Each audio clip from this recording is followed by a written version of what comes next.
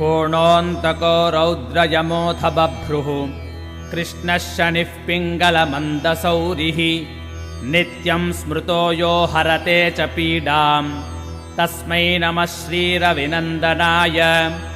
सुरासुराः किं पुरुषो रगेन्द्रा गन्धर्वविद्याधरपन्नगाश्च पीड्यन्ति सर्वे विषमस्थितेन तस्मै नमः श्रीरविनन्दनाय।